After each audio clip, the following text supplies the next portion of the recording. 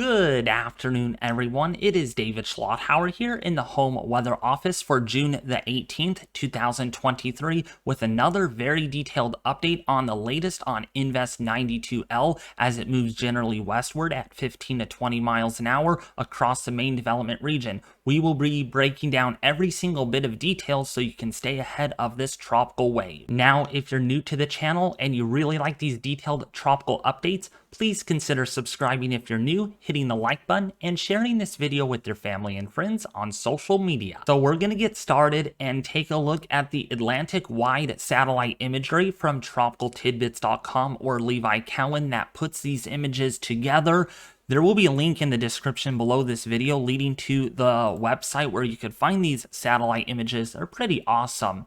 So we can see here, we are watching Invest 92L. This has a pretty high chance of tropical formation now in the next 7 days as this moves generally westward at about 10 to 15, maybe even 20 miles an hour. But there will be some inhibitors that will make this system a bit tricky to track once it gets over here into the Lesser Antilles, including for Puerto Rico and the US and British Virgin Islands, because we have a trough of low pressure that is digging southward here that will make the forecast a bit more challenging down the road.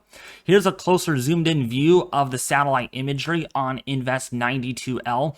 And things have changed for a more better organized system than what we saw yesterday. If we look very closely at the visible satellite imagery here on 92L, we can see generally we have flow coming in out of the southwesterly direction, the low-level clouds that is. You can see them how they wrap all the way around here, and we can see semblance of northerly flow here and more southwesterly flow over here, which means somewhere in here we might have a focusing of a low-level center that might be trying to consolidate a little more. In fact, it might already be doing that, given we had a new burst of deep convection here on the northern side of the system. Probably right here is where we might be trying to get a little bit of a focusing of that vortex around this larger envelope of vorticity, this wave, we call it a tropical wave that is generally moving off towards the west at the moment. Now, when we take another look at this, this is actually a new product released from tropicaltidbits.com at Levi Cowan. Again, making these images possible for us to view here for free on his website. This is a different water vapor imagery, okay? This is not the green, gray, white color here. This is actually the RGB water vapor imagery. And there's a few different colors to point out here. These blue colors do indicate we have low mid-level moisture present. And when we take a look at more of the green, it's very hard to see here. There's some green out here. These are actually moist upper levels, and if it's usually all black, it's usually dry at all levels. Now, if we do take a look at a different plot of this is a different water vapor imagery, and we can see there is that gray. It's not entirely dry here, but there's some darker gray colors which indicate some drier air here that is present. But what we're looking for is brighter gray colors, even white colors, which indicate rich moisture is present in the atmosphere, and that's what tropical cyclones like to feed off of, especially when they're in the formative stage here, such as 92L that we're seeing here on the water vapor imagery. So again, this is what it looks like on visible. This is what it looks like on the water vapor imagery. So now when we take a look at the National Hurricane Center, there is a 90% chance that this is going to become a tropical depression and a tropical storm. Now, more specifically, in my own opinion forecast, this has an 80% chance of becoming a tropical storm and a 30 to 40% chance that this becomes a Category 1 hurricane. That is winds greater than 74 miles an hour. And I'm being pretty generous with my forecast because, again, there's still some wiggle room of exactly how strong this might end up getting. Because, again, this is running out of time slowly but but surely. When it gets over here into the Lesser Antilles, even into the Eastern Caribbean, the atmosphere, the background state will become fairly unfavorable. Drier air and shear will be on the increase, and that will lead to a more unfavorable conducive environment eventually that the system may struggle if it continues to head west. So this look at the GFS model. Actually, we're going to look at the Euro first, and then we'll look at the GFS model. Now, before we actually talk about this model, there are plots that I want to mention. A lot of you like the detail that I present in my videos. I'm kind of schooling you, right? I'm giving you a little class 101 information, and you all enjoy that. So I'm going to continue doing that in this video. So what you're looking at here is the European model. That's the model type, and what you're seeing here with all these lines, barbs, and colors, well, this line right here, these lines are actually height lines, geopotential height at 850 millibars. Okay, and then these wind barbs that you see, they're plotted out here, they're pointing in this general direction, right? You see these little flags that look kind of like this, they look like that, and they kind of do this, right?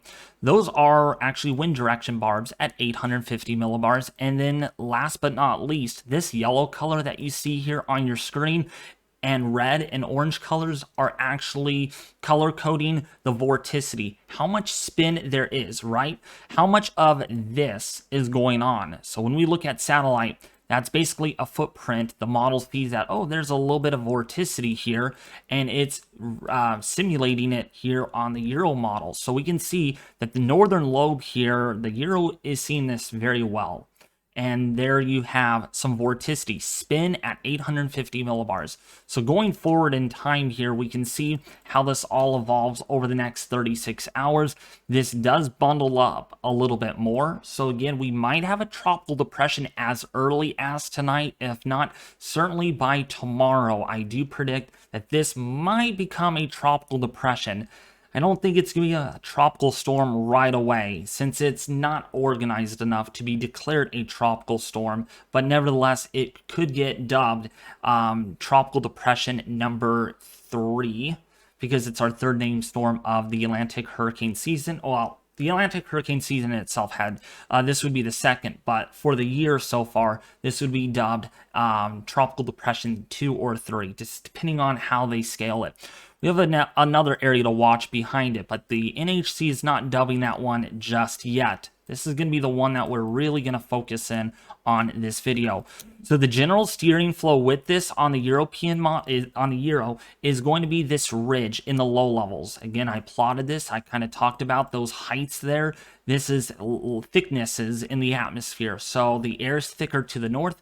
The system cannot move north, because again, the air is thicker, right? It's a big wall, it's a big bubble of hotter, not really hotter air, but it's thicker air. So the system gets pushed away due to the Coriolis effect around this ridge. So the system is being forced to move generally westward. The reason why the Euro also indicates that it's going to hit some of these islands a lot further south is simply because it doesn't develop into anything significant. Maybe a tropical depression at the very most here on the Euro model. It's not even closed. You can see the height line here, the contour indicating this is an open wave trough on the Euro. But now, of course, maybe the Euro will latch onto the GFS, because there are other models that we're looking at here too that will give us a better representation with what we might be dealing with. So again, I cannot let your guys' guard down if you are on Dominica, if you are on some of these islands, St. Kitts and Nevis down here. Definitely be on the lookout still. The models are still kind of variable at this point. This is day 4. Day 5, it moves generally westward still, because again, it's feeling the lower level steering flow, not so deep here where it's going to feel more of a push, or even a southerly push, so where this can get nudged northward. This is the overall look to the pattern on the Euro, with more tropical waves behind that come off of Africa. But right now, the Euro does not think that will become, those waves will become anything significant at the moment.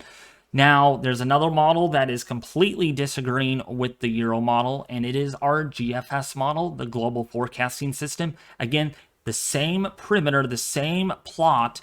Again, low-level geopotential heights, wind barbs, as you see in the color code that we mentioned on the Euro model.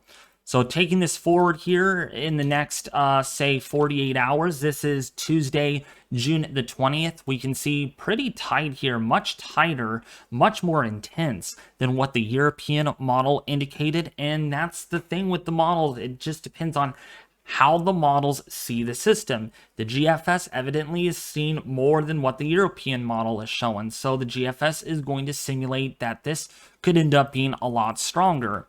So going forward, at the ending result here for day 4, we have a very strong system here on the GFS model. Yeah, 96 hours out, we got our steering ridge to the north here and also to the northeast. Not much of a weakness here because we have 2 thick height contours that are to the north. So generally speaking, this is going to move generally this way. But what's going to end up happening, this trough is going to actually dip a little further south. So the ending result is we get a weakness in the ridge, weak enough at least, and the vortex is deep enough that it's going to feel a different steering flow, more of the mid-levels. Because when we take a look at our our 500 millibar steering flow plot, when this could actually load, we have a cutoff low. We have a low right here. We have another low over here.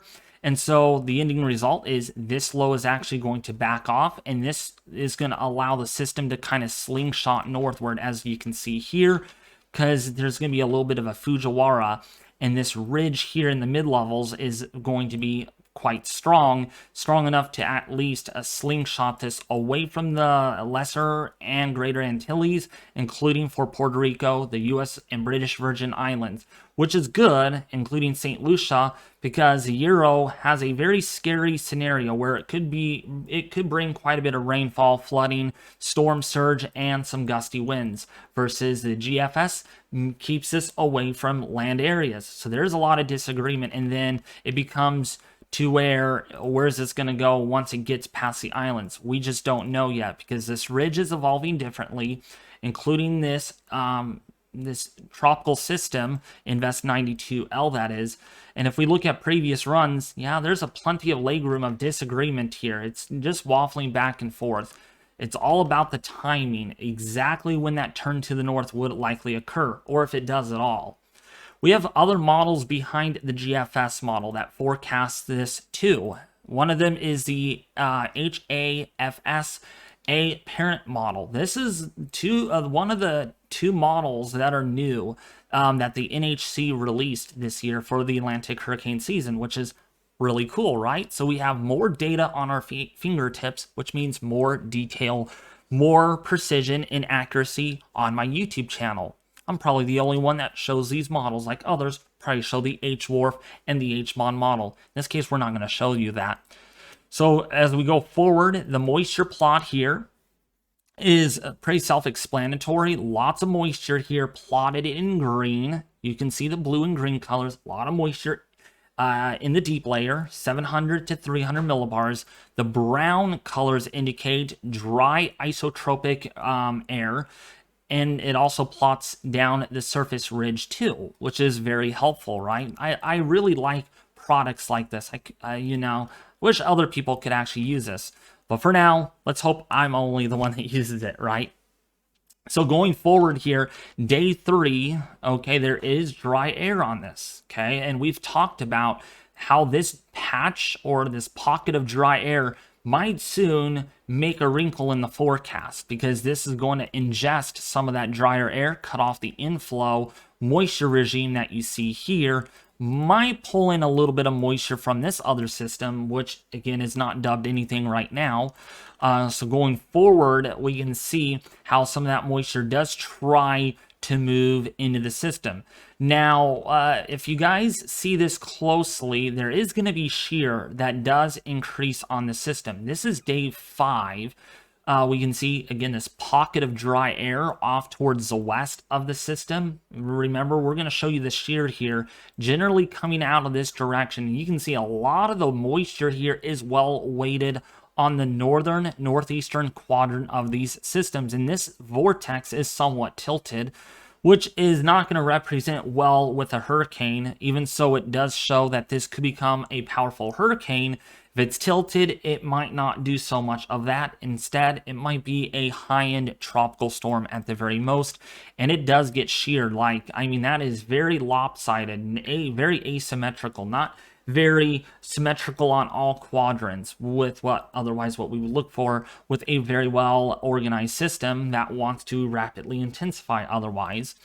So this is the 200 millibar plot wind chart, and we can see the upper level winds are doing this right now over the next 12 hours. As we kind of take this forward, we can see that the system is going to be underneath this subtropical ridge here at 200 millibars. You can see the outflow in all quadrants. This is a fairly healthy environment for 92L to thrive in, at least in the next 3 or so days, as I've been talking about in previous videos. But what's going to change here is once the system gets closer to the islands, you'll see this whole upper level pattern change. The 200 millibar ridge here is going to back away from the system, and so the system is going to find itself in a more southerly component to the upper level flow here at 200 millibars. We got this trough, this TUT, we call it tropical upper tropospheric trough. I think I got my bearings straight on that. Correct me if I'm wrong, but that's what they call these TUTs, or cutoff troughs at times in the tropics.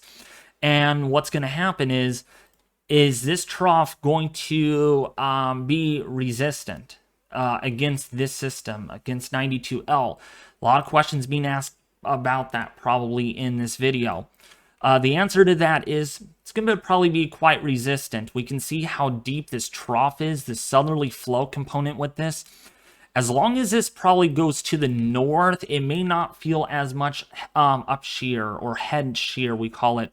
But generally speaking, because the mid-level flow is doing more like this, it's stronger actually, trying to force the storm westward, while the upper level flow is trying to force the storm northward.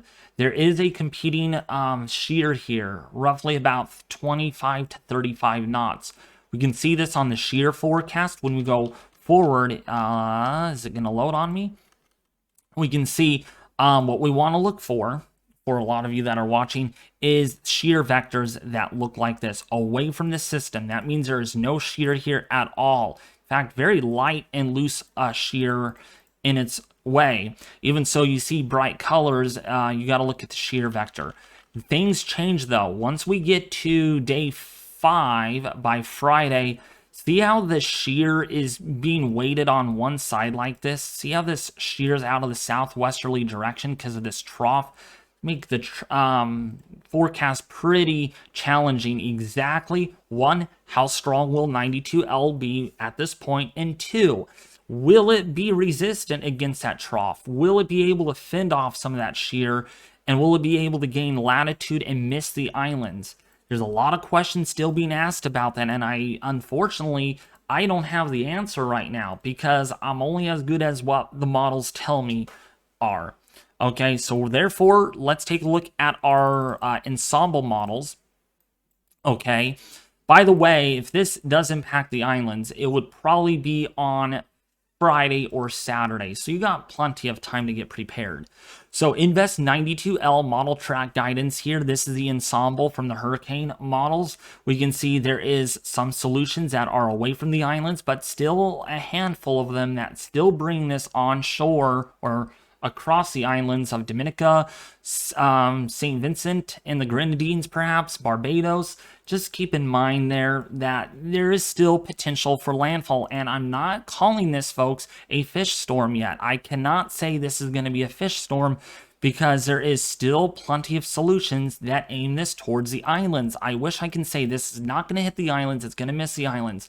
But there is still a handful of models and their members that do bring this plentiful westward, okay? And a great example is from the GEFS model. Look at the spread on this. I mean, there are some members that bring this literally into the Southern Caribbean, Southeastern Caribbean, and the other portion of the ensemble guidance on the northern or the eastern fringe, that is, keep this well away from the Lesser Antilles, Greater Antilles, and there is quite this model spread of over, say, 800 or 900 miles here.